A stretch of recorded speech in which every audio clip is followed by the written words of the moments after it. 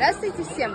Сегодня я хочу поделиться с вами о своих впечатлениях о сегодняшнем мероприятии, которое организовали Департамент полиции по борьбе с наркобизнесом.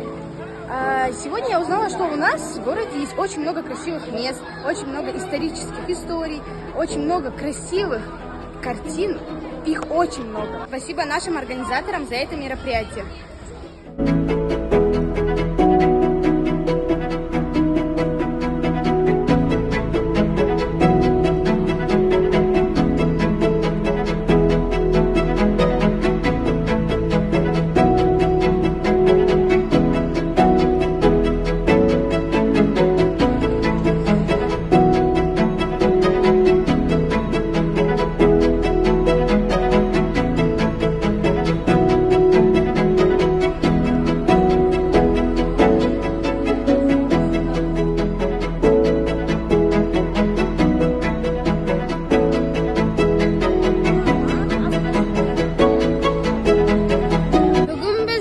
Жиналып музейге келдік. Музейде екі залдан бар екен. Біз екінші қабатқа көтеріліп тарихи жәдігерлермен таныстық.